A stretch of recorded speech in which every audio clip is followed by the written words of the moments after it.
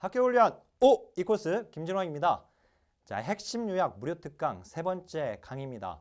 제 2교시 사회복지 실천에서 사회복지 실천론인데요. 사회복지 실천론은 5개 내지 6개의 기둥으로 분류할 수가 있어요. 근데 저는 이제 이론서에 5개의 기둥으로 분류를 하고 있습니다.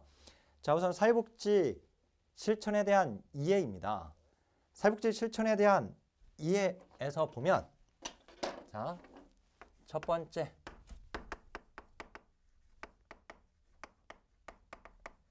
실천에 대한 이해인데요.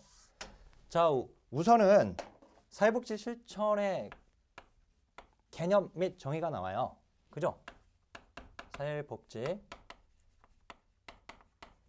실천의 개념 및 정의인데, 여기는 한 문제 내지 두 문제가 출제가 되거든요. 근데 주로 한 문제가 나왔어요. 그러면 반드시 그 챕터에서 몇 문제가 나오고 있는지 봐야 돼요. 그리고 그 나온 문제가 도대체 어디서 나오고 있냐라고 하는 건데, 여기서는 우선 중요한 것이 실천의 목적 또는 목표, 그리고 뭐 필요성 또는 이제 기능, 요게 첫 번째가 중요합니다. 자, 그리고 실천의 분류가 나와요. 실천의 분류, 여기가 또 중요하고요.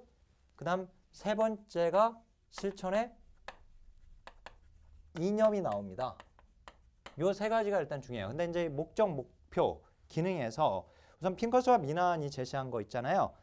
문제 해결하고 처리하는 능력을 신장시켜주고 체계와 연결하고, 그 다음에 체계의 효율적이고 인간적인 작동을 증진시키고, 그리고 사회 정책의 개발과 개선에 이바지한다. 요거 우선 알고 계시고, 그 다음 이제 이 기능은 목적, 목표는 뭐 똑같이 그냥 알고 있으면 돼요. 그 다음 이제 이 기능은 뭐 여러 학자가 제시한 게 있긴 하지만, 그것보다도 미국 사회복지사협회에서 제시한 사회복 실천 기능이 최근에 2번 출제가 되었어요. 그 중에서도 조심하실 거, 조직이 사람에 반응하도록 한다라고 하는 거, 그거 일단 중요하고, 그 다음에 포프리 제시한 거, 물론 학자는 중요하지 않지만 포프리 제시할 때 사회적 기능 증진과 그리고 사회 정의 향상, 이 기능, 이 두 가지를 제시를 했는데, 이때 사회 정의 향상이라고 하는 것이 바로 뭐다? 옹호 활동이다 라고 하는 거. 그 다음 이번 시험에서 좀 나올 가능성이 높은 것이 바로 실천의 분류예요. 자, 이 분류할 때 직접적 실천과 간접적 실천으로 분류하는, 그러니까 직접 실천, 간접 실천 이렇게 구분하기도 하고, 그 다음에 미시적 실천, 중시적, 거시적 실천 이렇게 구분하게 되죠. 그러니까 이 실천의 분류에서, 실천 분류에서, 자, 이 직접 실천과 그 다음에 간접 실천, 이걸 이렇게 물어보기도 하고, 자, 이 직접 실천이 바로 미시적 실천이거든요. 그 다음에 간접 실천은 거시적 실천이에요. 거시적 실천이고, 자, 여기다가 중시적 실천이 있어요. 중시적 실천. 요거를 이 세 가지로 물어보게 되거나 이런 형태입니다. 결국은 자, 우리가 직접 실천 얘하고 미시적 실천 똑같게 보면 돼요. 간접 실천은 거시적 실천은 똑같이 보면 되고, 이 문제를 푸는 방법은요, 그간의 시험에서 얘들의 예로 나온 것들이 있어요. 그걸 반드시 우선적으로 알고 있는 게 중요합니다. 그리고 이제 이 직접 실천이나 이 미시적 실천은 클라이언트를 직접 만나게 되는 거예요. 대면하게 되는 것이고, 여기는 대면하지 않게 되죠. 그죠? 요거. 자, 그리고 특히 이제 이 중시적 실천, 이게 나왔었죠, 우리 시험에. 그죠? 맞는 문장으로 나와졌어요. 기관 실무자 네트워크 회의 소집 해가지고 맞는 걸로 나와졌는데, 자, 거기까지. 자, 그다음에 실천의 이념. 실천 이념에서 인도주의 박애사상, 그죠? 실천의 이념에서는 여기서는 인도주의 그리고 박애사상, 요거는 누구한테 영향을 준 겁니까? COS에 영향을 줬죠? COS 영향을 줬습니다. 자선조직협회에. 자, 우회방문원들의 철학이었고요. 무조건적 봉사죠. 여기는 타인을 위한 봉사. 그죠? 인도주의, 이타주의 해도 맞아요. 그 다음 이제 사회진화론 나오죠? 이 사회진화론은 이것도 누구한테 영향을 줘요? COS 영향을 줬죠. 사회 통제적 측면의 봉사활동을 하고 있죠. 이 COS에서 이 사회 통제적 측면, 사회 진화론 기억하고 계시고 그 다음에 나오는 게 민주주의죠. 이 민주주의는 누구한테 영향을 줘요? SHM, 즉 인보관 운동에 영향을 주죠. 민주주의, 주는 자와 받는 자의 평등. 따라서 자기결정권이 여기서 나오고 선택적 봉사까지 이걸 알아야 돼요. 자, 그 다음 그러니까 여기 인도주의 박애 사상은 여기서는 무조건적 봉사였죠. 무조건적 봉사였고 그 다음 민주주의에서 선택적 봉사입니다. 선택적 봉사 이렇게. 그 다음 개인주의가 있어요. 이 개인주의 개인의 자유와 자율성은 최대한 보장해주고 그에 대한 책임은 개인한테 묻게 되는 것이거든요. 빈곤이나 장애조차도 클라이언트 책임으로 돌리게 되는 것이고요. 개인주의가 이제 좋은 측면은 개인의 권리 보장이라고 하는 거. 그 다음에 개별화 사상이 영향을 줬다라고 하는 거. 그건 이제 좋은 측면인데 근데 빈곤, 장애도 개인 책임으로 돌렸다는 것과 그 다음에 수혜자에게 축소를 가져왔다는 거, 열등처우의 원칙, 이게 바로 이제 개인주의의 영향을 받은 것입니다. 그죠? 요거. 그 다음 종교적 윤리하고 종교적 윤리도 영향을 줬어요. 그리고 다양화도 영향을 줬습니다.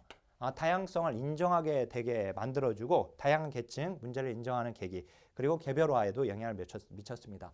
자, 여기까지가 제1장의 주요 내용이었고요. 제2장에 이제 가치윤리로 가게 돼요. 제2장에서.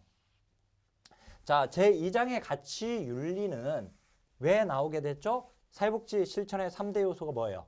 가치 기반의 지식 기반의 기술, 기법입니다. 따라서 가치로부터 지금 시작되고 있어요. 가치로부터 윤리가 나오죠. 즉 밸류로부터 에틱이 나와요. 따라서 가치 이게 이제 실천에서 중요한 것이 돼서 이 장이 바로 사회복지 실천의 가치와 윤리잖아요. 사회복지 실천의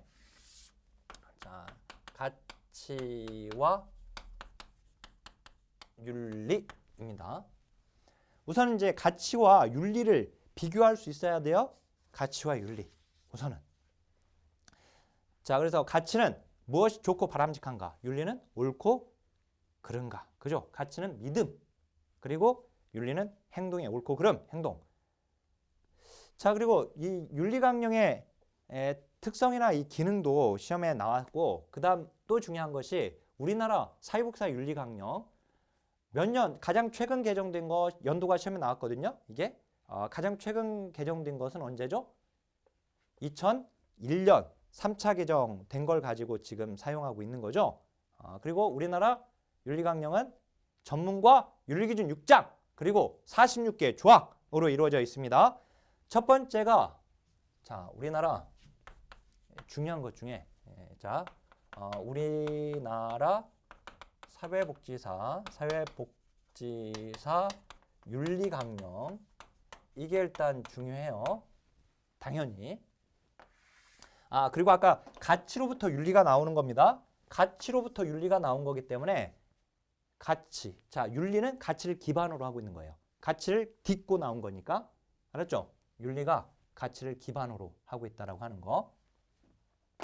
자, 그리고 우리나라 사회복지사 윤리강령은 전문과 그리고 윤리 기준 6장과 그리고 46개 조항으로 이루어져 있습니다. 자, 여기 윤리기준 6장.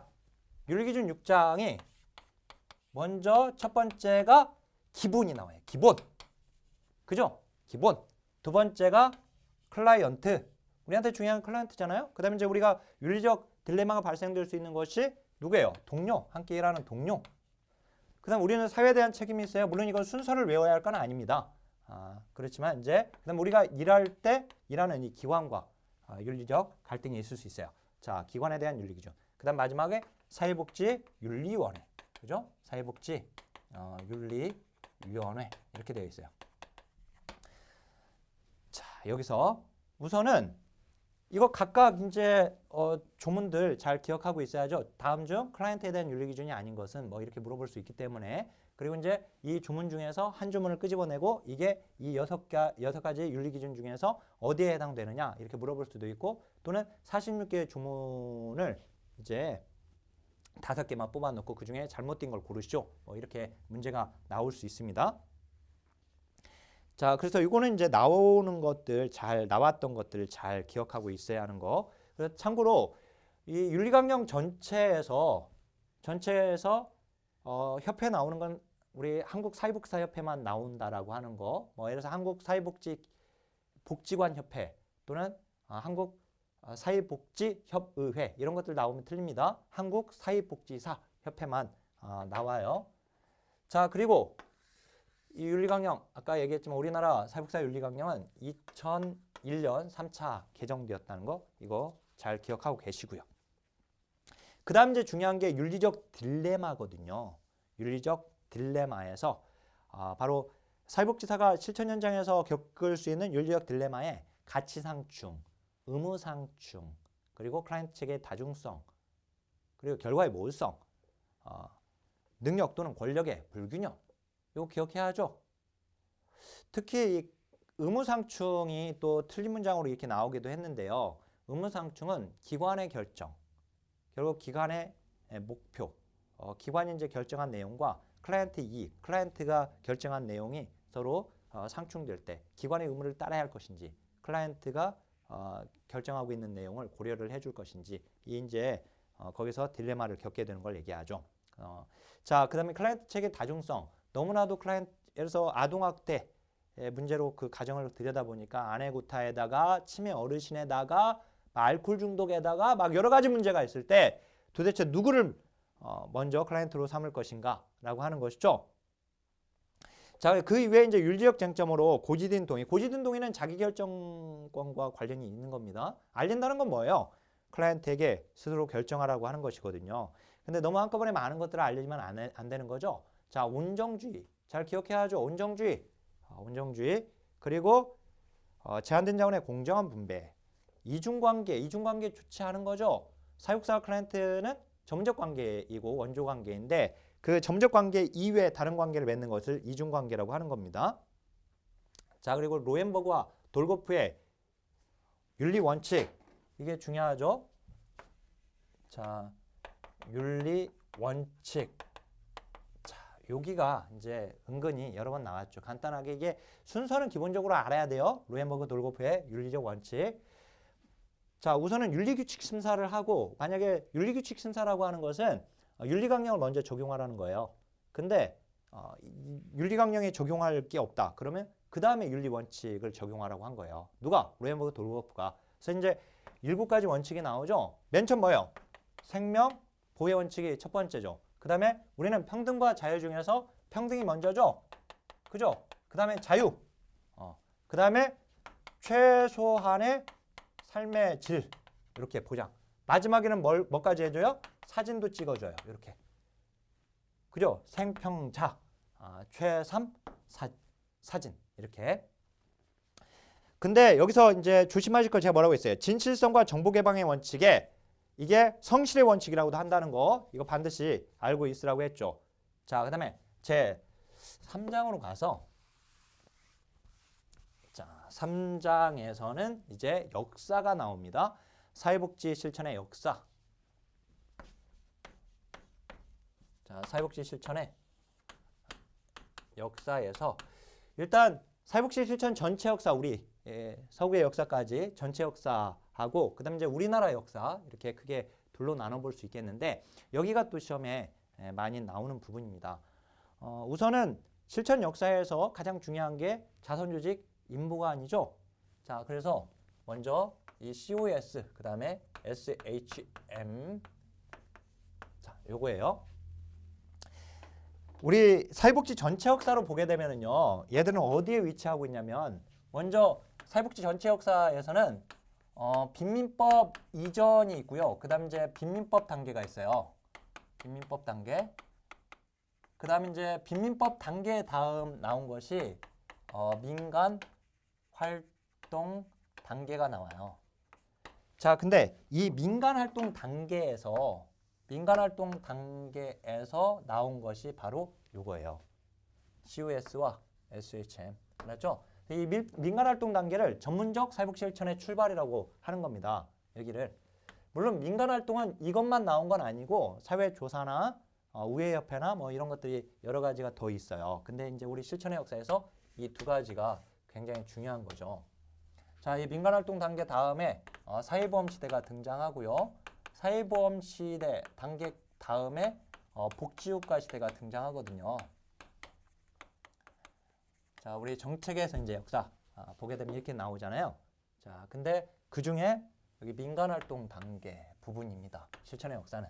자, 이 COS에서 개별사회사업이 등장하게 됩니다. 개별사회사업.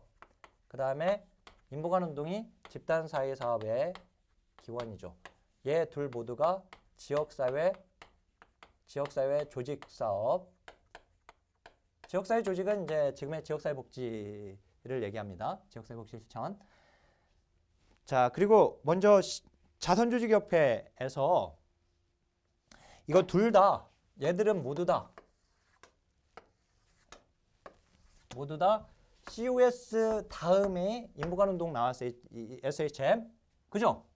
그 다음에 영국이 먼저 시작됐고 그 다음에 미국으로 가게 됩니다. 이렇게 연도하래죠. 연도. 자, 영국 COS 언제? 1869년. 자, 미국 1877년. 그죠? 그 다음 이제 영국 인보관운동 1884년. 뭐예요? 토인비올이죠. 그죠? 그 다음에 이제 미국 1886년 berlin 조합입니다. 자, 미국에서 한 가지 더 알아야 할 게 있죠. 뭐예요? 1889년 뭐예요? 헐 하우스죠. 89 잘못 팔아서 헐 헌책 판다고 팔았는데 잘못 팔아서 팔고 나서 헐 이렇게 반드시 기억하고 계시고요.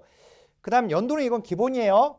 그 다음 이제 얘들의 목적이 중요한데 자 여기 COS는 서비스를 뭐 하려고 한 거예요? 서비스를 조정하려고 한 거예요. 반면에 인보관운동은 서비스를 직접 제공한 거죠. 그래서 아예 뛰어든 거죠. 1854년에 데니스 목사님이 옥스퍼드 캠브리지 대학 학생들하고 비민가로 아예 뛰어든 겁니다. 자, 그리고 여기가 자, 인보관 운동은 빈곤의 원인을 어디서 찾았어요? 사회 구조에서 찾았어요. 자, 그다음 이제 자선조직협회는 어디로부터 찾아요? 개인으로부터 찾죠. 따라서 개인이 원인이니까 개인을 변화시키려고 했던 거예요. 여기는 변화. COS는 자 개인을 변화시킨다는 말은 개인의 사회적 기능을 증진시킨다는 뜻이에요. 이게 사회적 기능을 증진시킨다. 자 반면에 사회 구조가 문제로 본 인보관 운동에서는 사회를 변화시키려고 합니다. 이제 이게 사회 개혁이죠. 사회 개혁. 자 사회를 개혁시킨다는 말은 무슨 말이에요? 사회 정의를 향상시킨다는 뜻이에요. 사회 정의 향상. 자 아까 사회 정의 향상은 뭐라고 했죠? 이게 옹호활동이에요. 옹호활동. 이렇게 연결됩니다. 자 여기는 오로지 여기 지금 이 환경이거든요. 환경에서만 원인을 찾고 여기는 개인에게서 원인을 찾았어요. 즉 인간에게서만. 자 여기는 환경에서만. 그래서 요 COS와 SHM 자선주의 인보관을 이궤도 접근이라고 하는 겁니다. 여기가 이궤도 접근. 아셨죠? 이렇게. 자 계속해서 이제 여기 COS에서 중요한 거 구민법 이념에 기초했고 따라서 가치 있는 빈민과 가치 없는 빈민을 구분을 했고요. 그래서 이제 가치가 있는지 없는지 조사하기 위해서 자산조사한 거죠. 여기가. 반면에 자 인보관 운동은 연구조사한 것이고요. 자 이렇게. 자 이 자산조사하면서 가치가 있는지 없는지 봐서 가치 있는 빈민에게만 원조를 제공하려고 했습니다. 모든 빈민에게라고 하면 틀려요. 가치 있는 빈민에게만 원조를 제공하려고 했어요. 여기서는 자 그리고 이제 우리 자손주의 기업회에서 좀 기억할 게 우회 방문자들이 맨 처음에 여기 무급이었죠. 무급. 그리고 자조의 미덕을 강조했고, 자 반면에 이게 이제 인부관 운동에서 여기 이제 기억할 거 한 가지 또 중요한 것이 권한부여 모델의 이념적 근원이 되죠. 뭐가? 인부관 운동이 권한부여 모델의 이념적 근원입니다. 기원이 된다라고 하는 거 굉장히 중요해요. 자, 우리 이제 인부관 운동에서는 자 이게 사회 개혁. 그래서 대학생 지식인이 이제 주축이 됐죠. 여기는 아까 우회 방문원들이 빈민을 교화시키려고 했어요. 도덕적 가치를 심으려고 했죠. 그러니까 우회 방문원들이 여기 주축이었는데 COS에서는 우회 방문원들을 통해서 이 개인을 변화시키려고 한 것이 도덕적으로 교화시키려고 했던 겁니다. 자 반면에 이제 인부관 운동에서 사회 교육 집단 활동도 했다는 거 그거 기억하고 계시고요. 자 이걸 어떻든 이건 뭐 시험에 너무 잘 나오는 것이고요. 그다음 우리 실천의 역사에서 COS로부터 이제 실천의 역사가 즉 개별 사회 사업이 아까 나왔다고 했잖아요. 자 COS 이렇게 오게 되면 COS에서는 우회 방문원들이 맨 처음 무급이었죠. 근데 이분들이 유급으로 바뀌죠. 자, 이게 언제? 1900년에 바뀌게 돼요. 그러면서 이때 이걸 비판한 사람이 있죠. 누구예요? 1915년에 플렉스너가 비판했습니다. 그죠? 자, 참고로요. 여기 좀 하나 우리 좀 기억할 게 뭐가 있냐면 1905년에 카버트가 의료사회복사 채용했다라고 하는 내용이 이게 또 시험에 나왔었기 때문에 좀 알고 계시고, 그다음에 플렉스너가 비판하고 나서 누구? 우리 사회복지의 어머니라고 하는 메리 리치몬드 선배님, 그죠? 리치몬드 선배님이 사회진단이라는 책을 집필하죠. 사회진단. 자, 1917년 연도까지 알아야 돼요. 자, 여기서 뭐가 시작돼요? 진단주의 학파, 그죠? 진단주의. 그러니까 개별 사회 사업이 이제 찢어지게 되는데 여기서 1929년 대공황 있고 나서 1930년대 바로 오토랭크의 기능주의가 나오죠. 30년대 이후. 그래서 진단주의와 기능주의가 약 25년간 대립하게 됩니다. 자, 그걸 묶어버린 거 자, 그러니까 진단주의, 기능주의 양자를 다 혼합해버린 거, 묶어버린 거 누구예요? 1957년 펄만 선배님이죠. 문제 해결 모델을 통해서 기능주의와 진단주의를 혼합시켜버립니다. 참고로 진단주의가 기능주의에 영향을 미쳤다 하면 안 돼요. 또는 기능주의가 진단주의를 계승했다 그래도 안 돼요. 서로 다른 거예요. 자, 진단주의는 프로이트의 정신분석 이론에 근거하고 있고, 기능주의는 오토랭크의 기능주의는 인지심리학에 기초하고 있습니다. 자, 그리고 요거 이후에 이제 펄만 이후에 자 1960년대 통합방법론이죠. 통합방법론 배두. 그리고 1970년대 이후에 통합 모델 등이 등장하죠. 통합 모델들이 등장한다는 거 여기까지 잘 기억해야 돼요. 그 다음에 여기서 이 통합방법론 1960년대 이후에 이 통합방법론 이걸 제너럴 리스트라고 합니다. 이걸 일반주의라고 하죠. 일반주의. 그리고 여기 실천의 역사에서 대략 1920년대에서 여기 펄만 나오는 1950년대 이 사이까지를 여기를 전문직의 분화학이라고 합니다. 그래서 여기를 스페셜리스트라고 하죠. 이거 전문주의라고 합니다. 전문주의. 그렇죠? 요거하고 요거 구분해서 알아야 하고요. 자, 그다음 여기 또 역사 중에서 여기 대공황 때 1929년 이 대공황 밀포드 회의 있었죠. 밀포드 회의 기억해야죠. 요거 개별 사회 사업의 공통 요소 8가지를 발표했다라고 하는 거 그것도 알고 있어야 돼요. 자, 그 정도. 그다음에 이제 진단주의, 기능주의 이거 구분하는 문제가 출제가 되니까 좀 알고 있어야 하고. 그다음에 이제 기술론에서 진단주의 학파가 맨 처음에 사용했던 것이 정신 역동 모델이에요. 그다음 이제 진단주의 학파가 개발한 것이 심리사회 모델이에요. 심리사회 모델. 자, 그래서 이제 정신역동 모델, 그다음에 심리사회 모델이 기술론의 모델에서 먼저 나오고 있는 걸 볼 수 있어요. 자, 그리고 이제 그린우드가 5가지 전문지계 속성 1957년에 전문지계 속성 나오죠. 그린우드. 57년이면 지금 아까 펄만의 문제해결 모델도 나오는데 이 펄만의 문제해결 모델에 이거는 이제 케이스워 문제해결 과정이라는 책이었거든요. 펄만. 퍼서 엎어버렸다. 진단주의와 기능주의를 퍼서 엎어버렸다. 혼합했다. 즉 진단주의 기능주의의 논쟁을 종식시켰다라고 하는 거죠. 문제해결 모델이. 근데 이때 그린우드도 1957년인데 전문지계 속성 바로 전문직의 이권을 그러니까 이권을 승인해 주는 것은 전문직의 문화일지는 모르지만 그건 윤리적으로 문제가 있다. 이렇게 외우라고 했죠. 이론, 권위, 사회적 승인, 제가 전문직의 문화, 윤리 강령 이렇게 5가지 속성 좀 기억하고 계시고요. 그 다음에 이제 우리나라 역사로 이제 와줘야 하는데 우리나라 역사에서 먼저 1906년에 반열방, 1921년 태화 여자관, 기독교 사회복지관, 그죠?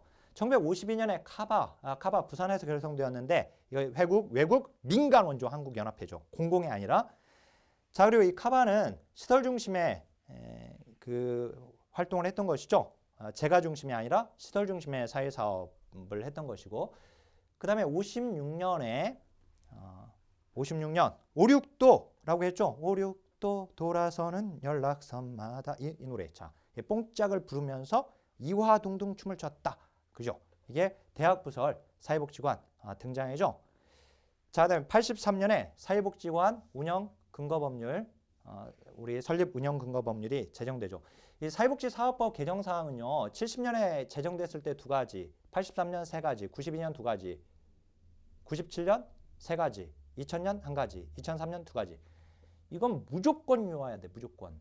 제가 이제 밴드나 또는 어떻든 카페나 뭐 이런 데 제가 공개하기도 했고 그 자료가 이제 우리 모두의 자격증에서 오셔가지고 거기서 다운로드를 받으셔도 상관없고 무조건 외워야 할 것들 제가 정리한 표 활용해서 외워야 돼요. 시험에 나오지 않는 것까지 외우는 건 정말 어리석은 거예요. 법 개정, 제정에서 시험에 나온 걸 중심으로 알아야 돼요. 특히 사회복지사업법 내용은 너무나도 중요합니다. 그 86년에 사회복지관 운영 건립 국고보조 사업 지침이 수립됐다라고 하는 거나 또는 이제 89년 주택건설 촉진법에 의해서 영구임대 아파트 건립 시 의무화하는 거 이런 것들 다 시험에 나온 거예요. 그다음에 재가복지 서비스가 도입된 거 우리나라 1970년대가 아니라 80년대죠. 그죠? 80년대예요. 80년대. 그리고 이제 1992년에 재가복지 봉사센터가 전국적으로 만들어지게 됐고요. 자, 건강가정 지원센터 언제요? 2004년인데 건강가정 기본법이 2004년이라고 했죠. 건강가정 천사 같은 가정 만들자. 그래서 1004년은 없으니까 2004년 이렇게. 기타 이제 뭐 한국사회복지협회나 그다음 이제 사회복지학과 최초로 만들어진 거나 47년. 그다음 이제 자 전담공무원과 관련된 내용도 너무 중요합니다. 87년에 사회복지 전문위원제도 7급 별정직으로 시작을 했고 90여 년에 사회복지사업법 개정사항에서 사회복지 전담공무원이라는 명칭이 처음 나오게 되고요. 그 다음에 우리 정신건강사회복지사, 정신보건 사회복지사로 먼저 만들어진 것은 1995년이죠. 정신보건법이 1995년에 제정되잖아요. 그리고 그 자격증이 시행된 것은 97년이고요. 그 정도 좀 정리하면서 그 다음에 이제 4번째 역사 다음에 나오는 게 실천 현장에 대한 이해입니다. 사회복지 실천 현장에 대한 이해예요. 자, 근데 이 현장뿐만 아니라 여기서 사회복사의 역할이 여기에 나오는데 이 2가지가 일단 중요해요. 제 사장에서는 뭐 실천 현장 분류는 무조건 나오는 거잖아요. 1차 현장, 2차 현장, 즉 그걸 1차 기관, 2차 기관으로 시험에 나온다 하더라도 맞는 거예요. 똑같은 거예요. 그거 하셨죠? 그 다음 이제 공공이냐 민간이냐, 그 다음에 간접 서비스 기관이냐 직접 서비스 기관이냐, 즉 행정기관이냐 서비스 기관이냐 생활시설이냐 이용시설이냐 뭐 이런 것들 영리냐 비영리냐라고 하는 건데, 이것도 가장 좋은 공부 방법은 뭔지 아세요? 시험에 나왔던 그 예를 다 알아버리면 돼요. 그게 가장 좋아요. 특히 헷갈릴 만한 것들 중점적으로 좀 잘 알고 있어야 하고요. 자, 우리 특히 이제 좀 주의할 만한 것 중에서 지역사회 보장협의체는 공공에 들어갑니다. 민간이 아니라. 근데 지역사회 복지협의회, 즉 사회복지협의회는 민간인데 시군구에 두는 사회복지협의회를 지역사회복지협의회라고 하는데 그건 민간에 해당이 되는 것입니다. 그 다음 이제 센터 중에서 자원봉사센터는 간접서비스 기관이에요. 즉 행정기관에 들어갑니다. 회자로 끝나는 것들 다 행정기관이잖아요. 그죠? 간접서비스 기관. 근데 직접서비스 기관에 지역자활센터나 센터지만 지역아동센터나 이런 것들은 다 직접서비스 기관에 들어갑니다. 뭐 다문화 가족 지원센터나 이런 것들 다 직접서비스 기관에 들어가게 돼요. 그다음에 이제 사회복사 역할은 기능에 따른 사회복사 역할, 그 다음에 개입 수준에 따른 사회복사 역할, 이것도 이제 몇 번 나온 적이 있었고, 이제 그것보다는 일단 더 중요하게 알아야 할 것은 각각의 이제 역할 중에 조력자는 조성자라고도 하죠. 그리고 이제 중개자, 연계, 소개, 의뢰 이런 것들은 다 중개자에 해당되고, 중개자와 중재자 헷갈리면 안 돼요. 중재자는 의견차의 갈등, 그죠? 예. 특히 이제 옹호자에서는 또 조심하실 게 옹호자. 정책적 변화를 모색하는 거. 자, 클라이언트에게 불리한 프로그램이나 정책을 변화시키려고 하는 거. 이거 다 옹호자에 해당이 되는 것입니다. 자, 그다음에 조정자하고 중개자하고 헷갈린다라고 하는 질문을 하세요. 근데 조정자는요, 중복되는 것을 조정한다라고 하는 거. 물론 연계도 들어가 있지만 거기서 이제 중요한 거, 그 조정하는 게 들어가요. 그래서 이제 중복되지 않도록. 자, 그리고 기타 나왔던 역할들이 있는데 그거 보시고, 그다음 이제 자, 두 번째 기둥이 이 접근 방법인데요. 이 접근 방법은 더 세분화할 수 있습니다. 근데 우리 접근 방법은 우리 시험에서는 통합적 접근이 나오고 있거든요. 그래서 제가 일전에는 이걸 더 세분하다가 지금은 뭐 통합적 접근만 나오니까 통합적 접근으로 정리를 해 놓았습니다. 자, 아까 1960년대 이후에 이제 통합 방법론이 대두되고 통합 모델도 이제 그 이후로 나오게 되는데, 이 통합 방법에서는 이게 제 5장에서 이걸 한 챕터에서 그냥 정리하고 있거든요. 이 통합 배경이 있어요. 통합 방법론의 배경이 있죠. 대두 배경. 뭐 당연히 이제 전문직의 분화기로 인한 문제점으로 인해서 방법론이 분화된 것으로 인한 문제점으로 인해서 통합 방법이 등장하게 되는 계기가 되지만, 뭐 서비스의 파편화의 문제나 또는 복잡한 문제를 가진 클라이언트가 많이 발생됐다라고 하는 거나 이런 것들도 이제 등장 배경이 되게 되고, 그다음 이제 우리 사회복지 내부 노력 말고 외부에서 만들어진 모델을 사용하는 거, 일반 체계론, 생태 체계론 이런 이론들이 만들어지게 됨으로 인해서 우리가 그걸 통합 방법에 적용하게 되죠. 이론적 기반으로. 자, 이거 단일화 접근, 유니테리 어프로치도 단일화 접근도 아까 일반주의, 이 통합 방법이라고 할 때요. 통합 방법. 이게 바로 이제 일반주의였잖아요. 아까 제너럴리스트. 그죠? 근데 유니테리 어프로치, 이 단일화 접근이라고 해도 통합 방법인 것을 알아야 돼요. 알았죠? 자, 그다음에 통합의 실천 특징 요소들이 나와요. 배경. 이 통합 방법론에서 먼저는 배경. 그다음에 이제 특징이 있죠. 통합 방법의 특징이 있어요. 맥락이 나오지만 이제 학자 이름은 중요하지는 않고, 자, 그 중에서 다중체계 개입이나 이론과 개입 방법에 있어서 개방적 자세를 취한다라고 하는 거, 이게 바로 절충주의인데, 그거하고. 그다음에 그다음에 또 통합 방법의 이제 주요 이론 있죠. 주요 이론. 자, 통합 방법의 이론적 기반 세 가지. 뭐예요? 환경 속의 인간. 둘 다 바로 듀얼 포커스라고 하죠. 이중적 초점, 이중적 관심. 이거 나오면 아, 환경 속의 인간이구나 이렇게 생각하면 돼요. 그러니까 문제의 원인을 인간에서만 찾지 않고 환경에서만 찾지 않고 인간 환경 둘 다 균형 있게 문제의 원인을 파악하게 되는 겁니다. 그다음 이제 자 일반 체계 이론, 그다음에 생태 체계 이론. 요게 인행사에서 정리되어 있는 내용이지만 통합 방법의 이론적 기반이기 때문에 여기서도 문제가 나오고 있습니다. 그다음에 이제 통합 모델이에요. 결국은 통합 모델들인데 이 통합 모델 먼저 핑커스와 미난의 사체계. 자 여기 핑커스와 미난의 사체계, 그리고 여기다가 두 가지 체계를 추가시킨 것이 컴튼과 갤러웨이의 6체계 모델. 이렇게 되죠. 핑커스와 미난의 사체계는 먼저 클라이언트 체계죠. 그죠? 도움을 요청한 체계를 말을 하죠. 그러면 이제 누구한테 요청해요? 변화매개 체계한테 요청하죠. 변화매개 체계는 사회복지사뿐만 아니라 사회복지사를 고용한 기관도 포함된다고 했어요. 조직도. 그 다음 이제 변화매개 체계가 변화시킬 표적이 있고, 그 다음에 함께 행동하는 행동체계가 있죠. 자, 여기서 중첩 여부. 얘와 얘.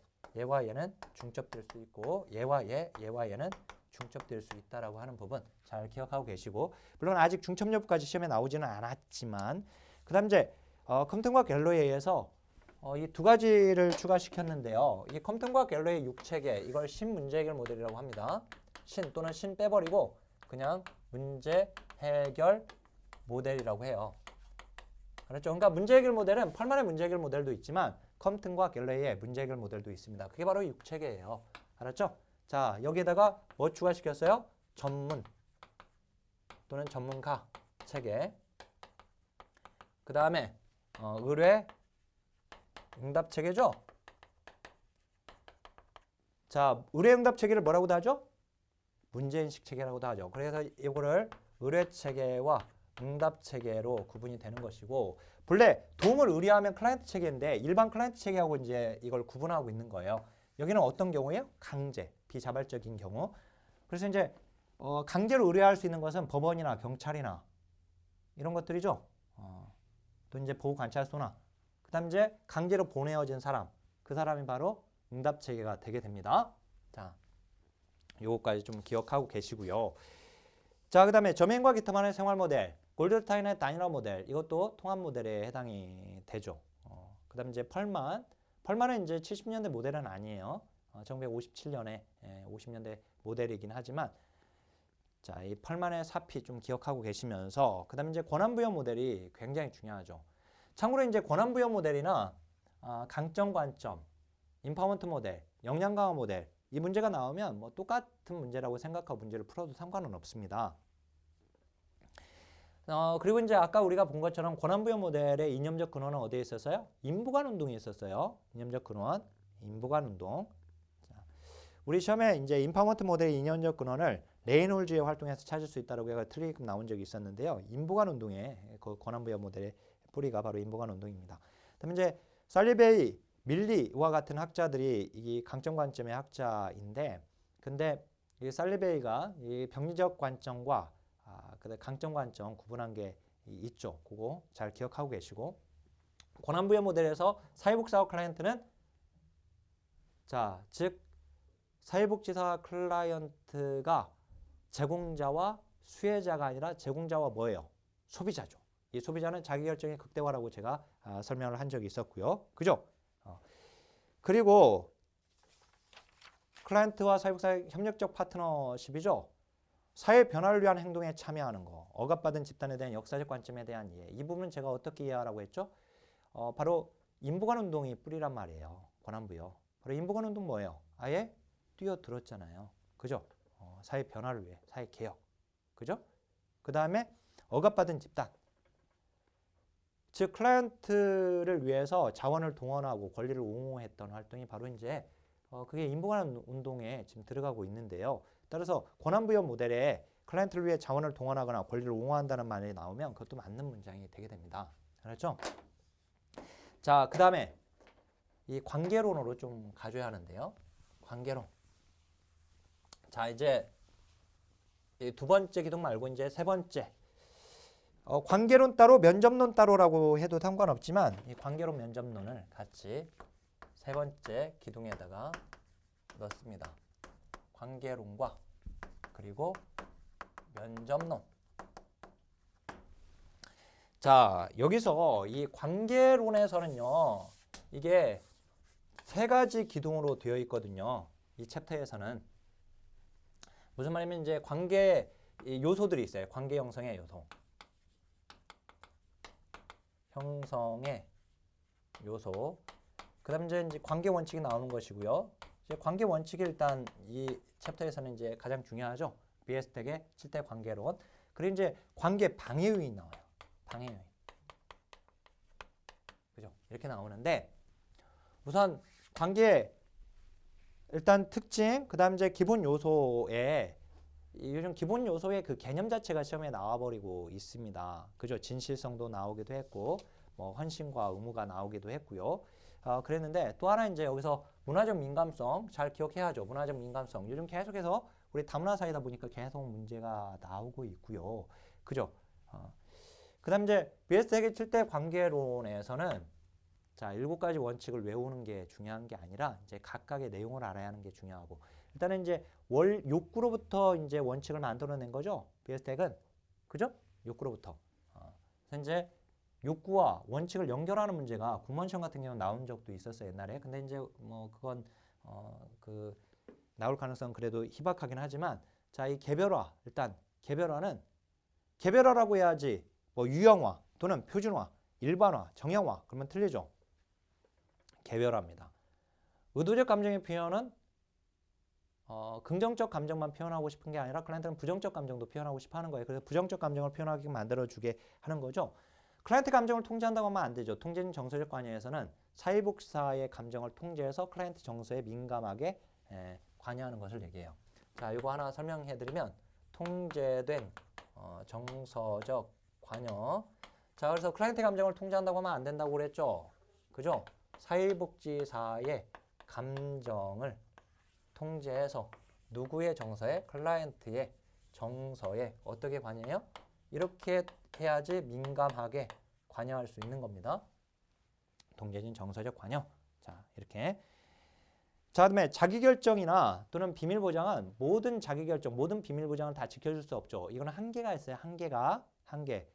자, 그리고 수용, 일탈, 이런 것. 자, 일탈적인 태도나 행동까지 동의하는 건 아니죠. 있는 그대로의 현실, 즉 참된 것이 바로 이제 수용의 대상이죠. 선한 것이 아니라. 그다음에 비심판적 태도에서는 조심할 거. 객관적 심판하면 안 됩니다. 심판 자체를 하지 말라고 하고 있는 거예요. 알았죠? 하지만 평가적 판단이나 객관적 판단은 가능한 거죠. 자, 그다음에 이제 장애 요인에서 이게 지금 방해 요인 중에서 비자발적인 클라이언트, 이 비자발성이라고 하는 게 계속 나오고 있었고요. 그다음에 저항의 유형, 저항의 원인, 특히 저항의 원인에 양가 감정 있다라고 하는 거. 그다음에 이제 전이와 역전이 이런 것들은 지금 방해 요인에 들어가 있습니다. 이렇게 하면 이제 관계론 내용이 이제 그 정리가 되고요. 그다음에 이제 면접론, 우리 면접론에서는 면접의 특징 일단 아는 게 중요하죠. 그죠? 면접론에서는 일단은 면접의 특징, 시험에 뭐 자주 나온 건 아니지만 그래도 나온 적이 있기 때문에 좀 기억하고 계시고, 면접의 종류. 자, 이 면접의 종류는 어차피 우리 시험은 3가지거든요. 정보 수집 면접, 그 다음에 뭐예요? 사적 면접, 그 다음에 치료적 면접이죠. 자, 정보 수집 면접 정과정에서 지속되는 것이고 실천 과정에, 그 사적 면접은 어디로 가요? 얘는 접수 단계에서 하는 거죠. 치료 면접은 치료하는 건 어디서 해요? 개입 단계에서 하는 거예요. 그래서 개입 단계에서 하는 면접입니다. 면접의 종류 나오고, 면접의 기술인데요. 면접의 기술. 그죠? 이렇게 이루어져 있어요. 근데 이 면접의 이 기술에서는 관찰과, 자, 여기서는 관찰할 때 주목해야 할 거. 이거 그래서 얘가 이제 과거에 한번 나온 적이 있기 때문에 좀 알고 있어야 하고, 그다음 이제 경청이죠. 경청.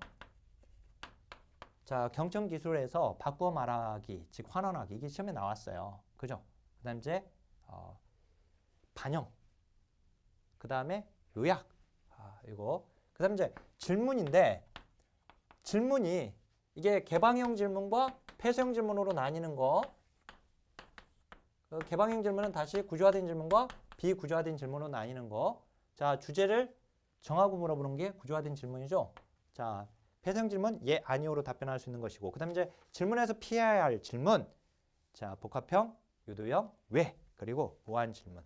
자, 그다음에 이제 세 번째 봤고요. 이제 네 번째로 좀 가져야 돼요. 네 번째 기둥. 자, 이거를 좀 지우고 보겠습니다. 이 네 번째는 과정론인데, 자, 과정론.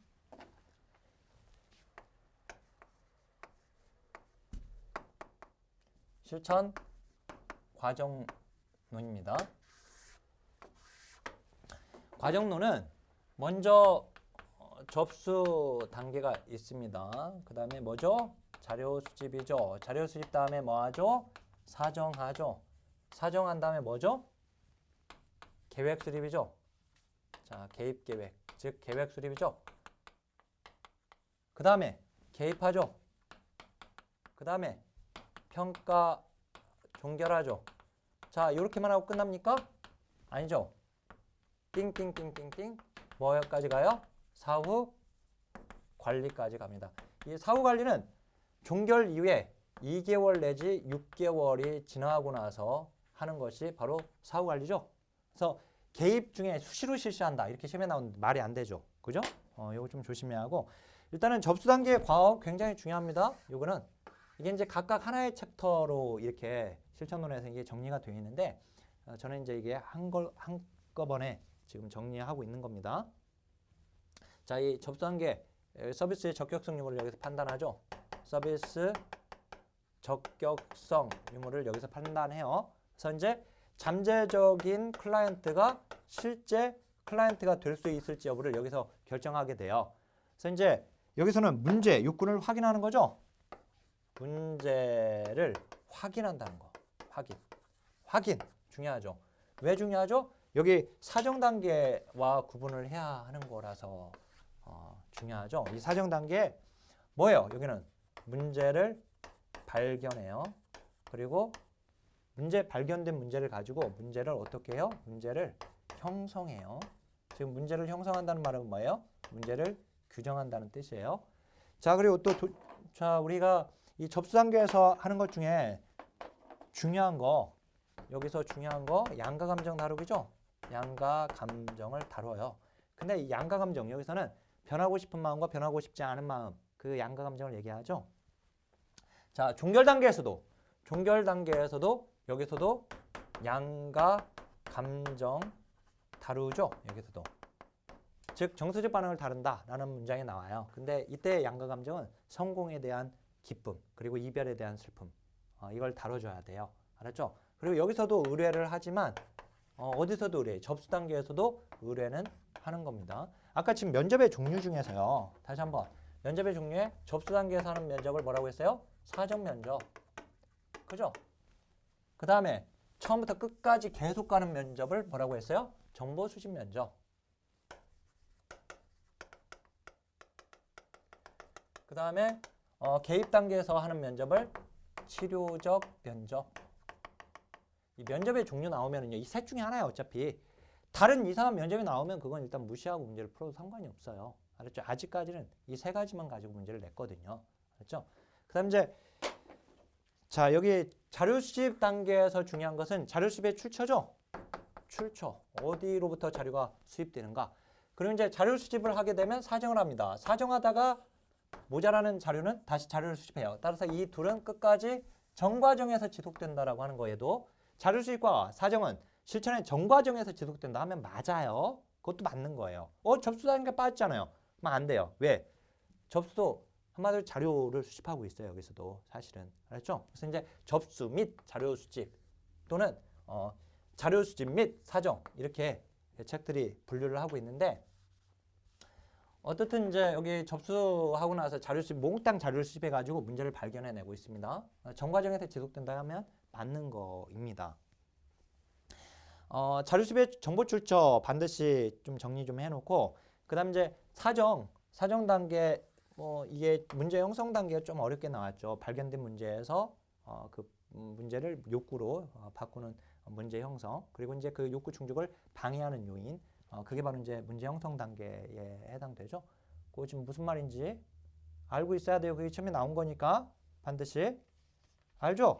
예, 아는 거라고 저는 알겠고, 자, 지금 시험 준비, 만약에 그 기출문제를 확인하지 않았다는 걸 만약에 지금 제가 무슨 말을 한지 애매하면 기출문제 당연히 알고 계실 걸 보여주고, 그다음에 이제 사정의 특성, 사전 특성 중에 이런 말이 나오잖아요. 종적, 횡적 그 탐색에 나오잖아요. 또는 수식적, 수평적.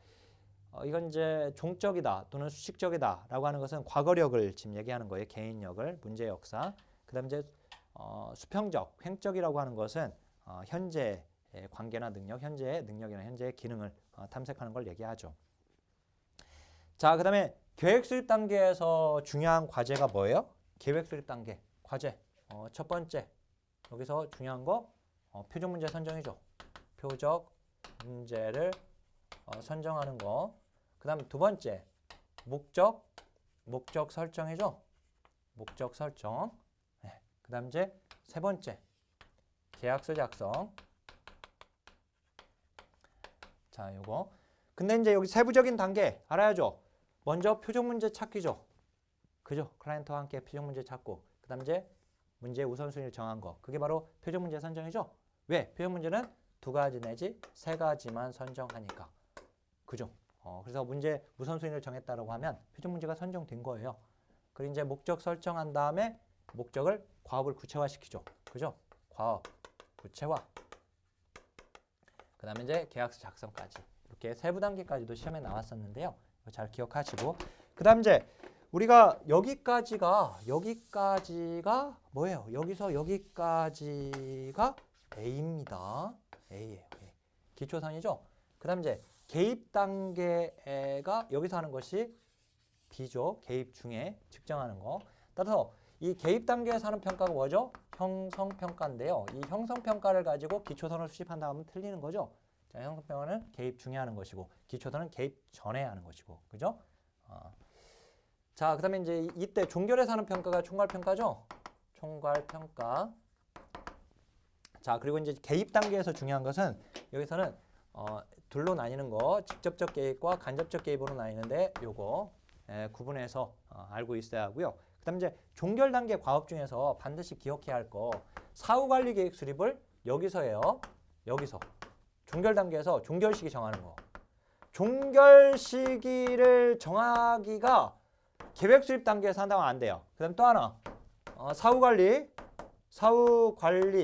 계획을 수립하는 거 어디에요? 종결 단계에서 하는 거예요. 계획 수립이니까 여기서 하는 거 아니에요? 그러면 안 돼요. 당연히. 그죠? 예. 자, 요 정도에서 좀 마무리하겠습니다. 사실 이제 요것도 굉장히 지금 우리가 정리할 부분들이 많이 있긴 하지만, 마지막으로 이제 5번째 기둥 봐야죠. 바로 사례 관리입니다. 사례 관리 굉장히 중요한데요. 문제가 우리 몇 문제 정도 나오고 있죠? 사례 관리. 보통 2문제 내지 3문제가 나왔어요. 적게 나왔을 때 2문제, 많이 나왔을 때 3문제. 근데 보통 3문제가 나왔음을 볼 수 있어요. 출제 빈도. 그래서 공부 방법은 항상 무턱대고 그냥 이론서만 판다는 것은 너무 그건 잘못된 거예요. 이론서에 기출표기가 명확하게 되어 있어야 하거든요. 그래야지 그 챕터에서 지금 문제가 진짜 어디서 많이 나왔는지 알 수 있잖아요. 그죠? 근데 자, 사례 관리에서는 자, 이제 마지막인데요. 5번째 사례 관리. 이 사례 관리에서는요. 얘에서는 먼저 사례 관리의 개념 먼저 알아야죠. 개념. 그다음 이제 등장 배경 굉장히 중요하죠. 등장 배경도 잘 나오는데요. 먼저 기본적으로 이 사례 관리는 장기적인 서비스를 받을 수밖에 없는 그리고 복합적인 문제를 가진 클라이언트죠. 자, 이것도 일반주의 실천이지만 전통적 방법론과 완전히 다른 새로운 방법이 아닙니다. 이거 우리 통합 방법이라고 얘기를 할 때요, 과거 방법론을 완전히 해체해버리고 새로운 방법론을 만든 게 아니죠. 그죠? 이 전통적 방법론의 공통 요소를 뽑아서 통합시키고 있는 겁니다. 따라 마찬가지로 사례 관리도 기존에 없었던 새로운 방법론이다, 이게 아니죠. 자, 이건 클라이언트 욕구 중심입니다. 욕구 중심이에요. 그리고 사례 관리는 시설 보호보다는 재가 보호를 중점으로 하고 있는 것이고, 문제 해결과 치료보다는 욕구 충족과 보호 관리에 더 중점이 있어요. 그렇다고 치료를 안 하겠다는 건 아니에요. 근데 사례 관리 대상자 자체가 그들이 가진 문제는 그들이 생존하는 기간, 생애 기간 동안에 죽을 때까지 가지고 있을 수밖에 없는 문제거든요. 그러니까 문제가 완전히 해결될 수가 없어요. 완전히 치료될 수가 없고. 그러니까 문제 해결, 치료보다는 욕구 충족과 보호 관리에 더 중점이 있는 겁니다. 근데 사례 관리자의 역할에서 치료자의 역할을 수행한다면 맞는 거예요. 역할은 다 해요. 아셨죠? 역할은 다 하는 거예요. 그냥 슈퍼맨, 슈퍼우먼이라고 생각하면 돼요. 하지만 이제 아까 그 문장, 문제 해결과 치료보다는 욕구 충족과 보호에 중점이 있다. 또는 이제 시설 보호보다는 재가 보호에 더 중점을 둔다. 시설 보호 안 하겠다는 게 아니라 기본적으로 이건 이제 재가 복지인 겁니다. 지역사회 보호이에요. 등장 배경에 보면은 얘는 이제 탈시설화, 즉 1950년대, 60년대 미국, 영국에서 이제 그 주립 정신병원을 폐쇄하고 또는 이제 치료제가 개발됨으로 인해서 조기 퇴원을 시키게 돼요. 그래서 이제 정신질환자, 지금으로는 정신장애인이잖아요. 정신질환자를 집으로 돌려보내요. 그렇게 돌려보냈다는 것은 바로 탈시설화죠.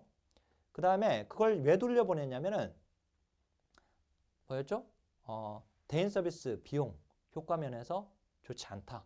그래서 비용을 억제하기 위한 측면입니다. 복지국가 위기와 관련되어 있고요. 사례 관리가. 그리고 이제 지방 분권화, 복지국가 위기기, 지방 분권화로 인해서 공급 주체가 많아지게 되면은 서비스의 파편화의 문제, 서비스의 정부화의 문제, 이런 것들이 발생됨으로 인해서 그걸 이제 방지하기 위한 것이 이제 사례 관리가 되게 돼요. 그리고 이제 아까 집으로 돌려보냈으니까 가족들의 보호 부담이 증가하게 되거든요. 그래서 이 1차 집단의 보호 능력을 향상시키게 되는 것이고, 향상시키기 위한 목적이 있고, 그 다음 또 집으로 돌려보냈다는 것은요, 지역사회 보호하겠다는 거예요. 지역사회 보호하겠다는 건 뭡니까? 지역사회에 있는 사회적 지지망을 활용하겠다는 거예요. 그래서 사회적 지지망의 중요성이 증가되었다, 이런 말이 나오게 돼요. 배경에 보면은. 자, 그리고 이제 목적에 책임성을 증진시킬 수 있거든요. 이게 사례 관리가. 근데 자, 여기 등장 배경이 있고, 그 다음 이제 목적이 있는데, 이 목적에 여러 가지가 있지만 그 중에 책임성, 이 책임성을 증진시키는 것은 지정된 사례 관리자, 한 명의 사례 관리자 또는 사례 관리 기관이 서비스 전반적인 결과에 대해서 책임을 지도록 하고 있는 것을 얘기하는 거죠. 따라서 책임성 증진을 위해서 뭐 동기와 그 책임력이 있는 클라이언트를 요구한다, 그런 건 아니에요. 클라이언트가 동기가 있고 책임이 있어야 하는 걸 말하는 게 아니에요. 이 책임성 증진은. 자, 그리고 1차 집단의 보호 능력 향상이라고 하는 거, 그 다음 이제 특성도, 그죠? 특성도 중요하게 지금 나오고 있고요. 특성, 그리고 원칙, 그죠? 원칙 다시 한번 정리하세요. 개별화, 서비스 제공의 포괄성, 클라이언트 자율성의 극대화, 서비스의 연계성이나 접근성, 서비스의 체계성, 이런 것들. 특히 공식적 지원 체계뿐만 아니라 비공식적 지원 체계 모두를 통합 연결하는 거 잘 알고 있어야 하고, 사례 관리 자체가 공적 책임을 강화하기 위한 게 아닙니다. 앞서 말한 것처럼 사회복지 비용 삭감과 관련되어 있어요. 따라서 공공비용을 증대시킨다, 공적 책임을 강화시키기 위함이다. 그럼 안 되는 거예요. 틀리는 거예요. 사례 관리. 자, 그리고 클라이언트의 욕구에 맞는, 이 아까 제가 개념이 있었는데요. 이거 클라이언트의 욕구에 맞는 다양한 서비스 기관에 옷을 입혀주는 것입니다. 그러니까 서비스 기관의 한 기관의 서비스에 한정하는 게 아니에요. 클라이언트의 욕구에 맞는. 자, 그래서 이 클라이언트가 한 가지 문제만이 아니라 여러 가지 문제를 막 가지고 있다고 봐보세요. 그러면 자, 이 케이스 매니저, 즉 사례 관리자가 자, 이 클라이언트의 이 두 가지는 A 기관에, 그 다음에 이 세 가지는 B 기관으로, 그리고 여기는 C 기관으로 이렇게 지금 연결시키고 있는 거예요. 따라서 한 기관, A 기관 한 기관의 서비스에 한정하고 있지 않죠. 그죠? 여러 기관에 클라이언트 욕구에 맞는 서비스의 옷을, 다양한 기관의 서비스의 옷을 지금 입혀주고 있는 거예요. 알았죠? 한마디로 클라이언트 욕구에 맞는 개별화된 서비스 옷을 맞춰주는 거예요. 이 사례관리라고 하는 게. 예. 그러니까 기관의 경계를 뛰어넘고 있죠. 그죠? 사례관리자는 기관의 경계 확장, 이런 표현을 쓰게 되는 겁니다. 사례관리에서. 그 다음에 이제 사례관리자 역할은 직접적, 간접적 서비스 다 제공하고, 앞서 말한 것처럼 치료자 역할 다 하는 겁니다. 모든 역할을 다 하는 거예요. 일단. 자, 그다음에 사례관리의 그 과정에서 이 과정 한꺼번에 정리하죠. 자, 여기 마지막 과정은 먼저 접수를, 여기는 아웃리치라고 합니다. 또는 이거 사례 발견이 첫 번째 단계예요. 발견. 그 다음 이제 사정하게 되고요. 사정. 그 다음에 사정했으니까 계획하고요. 자, 계획했으니까 개입하고요. 개입 다음에 점검이에요. 자, 그 다음에 재사정이에요. 그 다음에 평가, 종결입니다. 알았죠? 요 순서 한꺼번에 정리해서 알고 계시고, 특히 이제 여기서 여기 이제 개입은 우리 시험에서 이제 연계 및 조정 이렇게 나왔는데, 연계 및 조정도 연계하고 조정시키는 건 어디에서 하는 거예요? 당연히 개입 단계에서 하는 것이죠. 그죠? 그래서 이제 요 과정을 이렇게 한꺼번에, 뭐 그냥 평가로만 나온다 하더라도 맞고, 뭐 종결로만 나온다 하더라도 맞고, 그렇습니다. 뭐 학자에 따라서 이제 다양한 형태로 구분하는데, 그걸 이제 통과를 해서 그냥 제가 한꺼번에 이렇게 정리를 해 드린 겁니다. 자, 이렇게 하면 실천론 마무리를 지었습니다. 자, 이번 강의를 통해서도 우리 선생님들이 자, 계속 들으면서 이런 내용이 있었지, 이렇게 한번, 아마 공부가 돼 있으면 이 강의를 들으면 재밌을 거예요. 그죠? 재밌죠? 예. 그리고 이제 그간에 공부했던 내용들이 새록새록 또 떠오르기도 하고, 그리고 이 강의를 통해서 다시 한번 또 틀을 잡을 수가 있기 때문에, 그래서 제가 이렇게 자꾸 뼈대를 이렇게 만들어 드리는 이유가, 저는요, 문제가 25문제가 나오면 이 문제가 지금 어느 챕터 어디에서 나왔구나, 나온 게 또 나왔네, 보이거든요. 그래서 이제 그 틀을 잡아주면 선생님들도 아마 이제 문제를 풀면 이거 무슨 챕터 어디에서 문제가 나온 거네, 이 문제 어디에 위치하고 있네, 이런 것들이 좀 됩니다. 예, 공부가 돼 있으면. 그리고 이제 지금 공부를 이제 막 시작하는 선생님들의 경우에는 당연히 이제 이런 틀을 가지고 이게 공부를 해서 틀을 맞추면 돼요. 살을 붙이면 되는 거죠. 자, 그러면 또 실천론 마무리 지었습니다. 자, 계속해서 건강관리가 일단 중요하고요. 끝까지 전심전력, 끝까지 최선을 다하시길 바라겠습니다. 자, 하나, 둘, 셋, 화이팅!